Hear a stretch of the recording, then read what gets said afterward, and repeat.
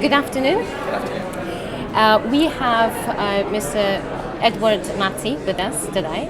Edward is a managing partner for a company called CCM. Edward, please tell us a little bit more about what CCM does. Absolutely. We are a management consulting firm where our focus tends to be on three particular areas and how we help organizations and the people in those organizations. We tend to focus on culture shift within the company. A lot of organizations today are looking for help to create motivated workforces, engaged workforces. They're looking for values that are actually being lived every day, and we try to help them with that area. Another big area that we work on is what we refer to as capability building through people development. At the end of the day, the people in the organization are probably the most important asset that are there, and we need to make sure that we build that capability and make sure that they rise to the occasion in everything that they do. And obviously that's a very big area that we help out in a variety of interventions. What are you mad about? Mad as in being passionate, something that you do in your life or in your organization? Absolutely.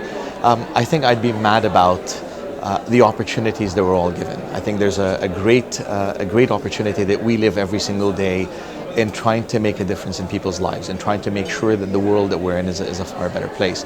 What this really means is that every time that we meet a new client and we sit down and we go through their needs, their desires, and we realize that we have the opportunity to help make them better, make their people better, is something that definitely gets me excited and gets me feeling that there is a purpose for what we do.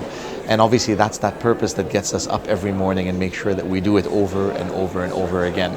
So there's a sense of excitement and a sense of mad, I suppose, about that, and making sure that we participate in society the way that we're supposed to. Oh, that's fantastic. So it's clearly here that making a difference for other people is something that you're passionate about. It's something that you think is valuable. How do you make a difference for yourself in your life? Absolutely. I chose a particular mission statement for the company, which is a mission statement that maybe was more personal than it was corporate, but it's something that made sense. And that's that our responsibility or our mission is to leave the world in a far better place in that in which we found it. Now I know that's sometimes very broad and it may be a very, very big task that's never ending, but I think that's the thing that allows us to make a difference. It's what allows us to think in a broader spectrum, to see the world as something that has been given to us as a gift, and our responsibility is to do more with it, not be indifferent, not lack the appreciation that it deserves. So that's something that we definitely stand for, and it's something that we feel that if we think in that form, it allows us to make a difference in everything that we do. We have a responsibility to others around us. We have a responsibility to family, to friends, to colleagues. Every interaction that we have in life is an opportunity for us to make that difference in making sure that we give to the world as much as we've taken from it. Please tell us a little bit more about how do you differentiate yourself from other management companies, and how do you create a memorable experience for them? It's a fantastic question, and there's a few ways we go around this. The first of which is we look at the expectations of service from the customer's point of view. As human beings, we tend to have basic expectations or basic levels of service. If I was checking into a hotel, I expect that when I come in there, there will be a bed, there will be bed sheets, it will be clean, there might be a TV. These are all basics of service that we provide.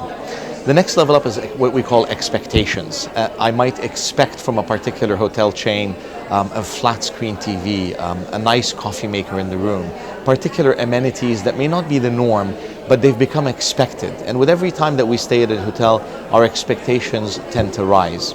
But there is a third level, and that level we refer to as delighted. Our responsibility, whether you're in retail, hospitality, aviation, is to delight the customer. That's ultimately what they're looking for, and this sets the bar very high. But the only way to find that out, and something I think where differentiates us from others, is finding out directly from the customer, and more importantly from the internal customer, the employees themselves. Very often people in organizations sit down at the top level in boardrooms and they're trying to figure out what makes them different, when the reality is the greatest people to tell them are those that interact with their customers every single day.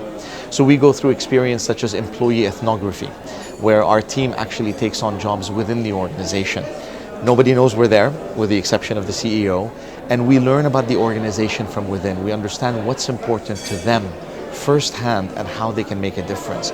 So it really becomes about a culture of service from inside, which allows us to develop a unique customer and a memorable customer experience for their customers in return.